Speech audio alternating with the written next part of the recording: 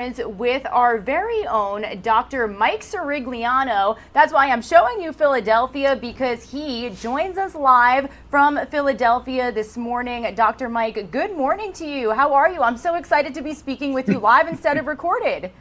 Well, I always like live TV better than recordings anyway, and it's great to talk with you as always, Regina. Oh, it's such a pleasure. Well, Dr. Mike, I feel like we have a lot to talk about. A lot of headlines lately have surrounded the inauguration, the chaos on Capitol Hill, but we are still very much in the middle of the COVID-19 pandemic. So, where do we stand as a country right now? Well, we're almost to the 400,000 death mark, which is a nightmare. It's terrible, and it is unprecedented. We are seeing record numbers of hospitalizations, and the fact is we are really in our darkest days right now. That's because not only of the holidays and the effects of people getting together, but also we are starting to see some indication that these variants, these mutated viruses, are taking effect, Regina. Yeah, and Dr. Mike, we've actually heard that there have been new variants not only found in states in the country like Ohio, but all around the world, most recently places like Brazil. Are these all different? Can you kind of break down these mutations and new variants? Well, the virus, to stay alive, likes to mutate. That's what everything on the planet does. It adapts. And as things change, as it evolves, the virus will change. And so there are mutations that occur. So we've heard about one in Great Britain. We've heard of one in South Africa. You're correct about Brazil. There's even some concern there may be some variants from the United States. So that is to be expected. The good news is that our vaccines, the Moderna and the Pfizer vaccines, seem to be effective. The AstraZeneca is being tested. All of these vaccines seem, as of right now, to be effective against these variants. The bad news is that this variant allows the virus to be much more contagious. So it's not more lethal, but it's much more contagious. And if it's more contagious, Regina, more people get the virus, more people get hospitalized, and more people will die. So that's the sad news.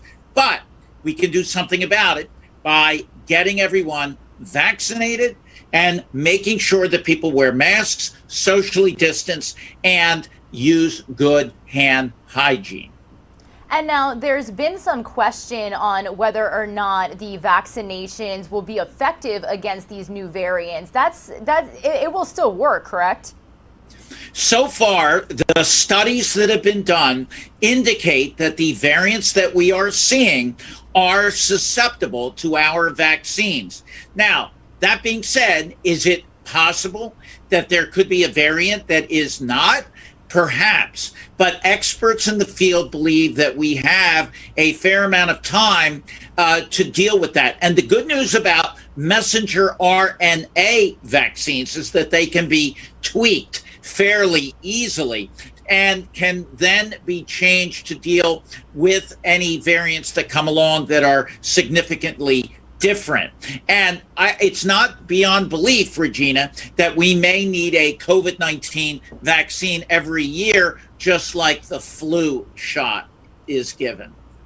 And speaking of the flu shot, are we normally in typically what would be flu season? What is the latest on flu season? Do you feel like we are seeing more cases of coronavirus than we are the flu right now? Oh, there's no question the flu season has tanked, and that's a beautiful thing. By this time last year, there were 65,000 cases. This year, there's only been about 1,000. Now, obviously, common sense would say, well, everyone's wearing masks, they're socially distancing, they're using good hand hygiene, and that is suppressing the transmission of the flu. But there's also some theoretical discussion that when one virus dominates, it tends to eliminate the competition, if you will. And so the flu really hasn't stood a chance this year with the momentous COVID-19. It's kind of the giant, and it just doesn't stand the chance.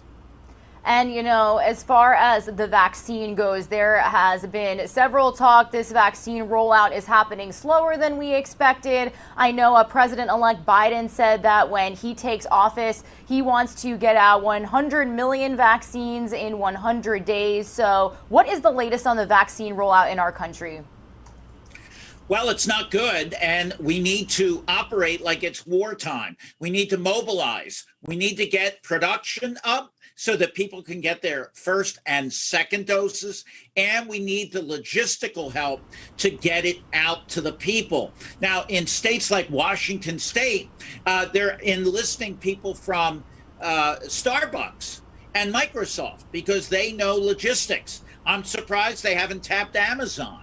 And the bottom line is that what they're going to do is get the logistics going so that we can get the vaccine to everyone that wants it. In the state of Delaware, they're moving quickly to phase 1B. That's people over the age of 65, people with underlying medical conditions. Those are the folks that need it next after first responders, healthcare providers, and folks like police and firemen, emergency medical people. All of those folks need to be done first. But then we need to get teachers and everyone else to get the vaccine. And studies show that if this variant goes unchecked, we could be seeing up to 200,000 cases per day in April. If we get the vaccine rolled out by giving up to 1 million people a dose a day, we could reduce that in half. And that's where that number came from with President-elect Biden. That's what I think. I think that's where we're at. And, you mentioned children. I know we are fresh out of holiday break. A lot of college students and a lot of local school districts. I know you said recently in the Pennsylvania area, children went back to school. How is this working for them so far? And what do you think the latest is on when we can see children getting the vaccine? Well, that research right now is ongoing. Right now, it is not approved. These vaccines are not approved for children under the age of 16 or adolescents under the age of 16. And so the bottom line is this, that we need research, which is ongoing now. Regarding kids, there was just a study published showing that there's been a significant uptick, almost an 8-fold increase in kids being hospitalized. Now, by the grace of God Almighty, very few have died. Over 100 have died as of mid-December. That's over 100 too many. But the issue is children can get sick, and they unfortunately can succumb to COVID-19. They do, however, do much better. And there was another study, Regina, that school children, the risk of transmission was low. And what some studies are indicating, it's not the schools where they're getting it, it's outside the schools, getting together with friends in different houses, hanging out with adults like us, where the numbers are much, much higher. And that is the risk to children. And, Dr. Mike, as far as schools and, a lot of these places being packed, we just saw people travel and more cases on the rise. We've seen ICUs just absolutely packed, especially in states like California. Talk about the toll that this takes on healthcare workers. Well, Regina, if you can put yourself in the shoes of an emergency room or an ICU doctor or nurse, having to make decisions that will ultimately lead to life or death. And so if you have to ration care, it's almost like a MASH unit in a wartime zone, in a war zone, where if someone looks like they're critically ill, you may not have enough supplies. You may not have enough oxygen. You may not have enough medications to deal with that person. And that really takes a toll. And there will be, and studies have shown this, tremendous numbers of post-traumatic stress disorder from this amongst healthcare providers. It's an unenviable situation. We need to get a grip on this so that we can reduce the number of people in hospitals to avoid surges and overwhelming our hospitals. Dr. Mike Cirigliano, is there anything else you'd like to add before we wrap up? We need to be safe. We need to have an endurance race. We need to wear masks, even if you get the vaccine. You need to wear masks, socially distance, and use good hand hygiene. We are not done with this yet. Once we get a majority of people vaccinated, I think my prediction is by the end of the summer, early fall, we will start to see some return of a normal lifestyle. That's what Dr. Fauci has said. I'm hoping and praying that that's where we are. We hope so too, Dr. Mike. Well, thank you so much for joining us live here on News Now from Fox. We're excited to have you, and we thank you always for your insight. Always a pleasure, Regina. You stay safe.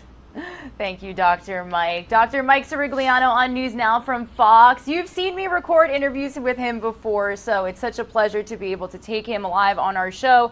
We so appreciate his insight and his coronavirus updates. It's a lot of information to follow, guys, so it's doctors like him for why we can really keep up with everything that's going on in the world.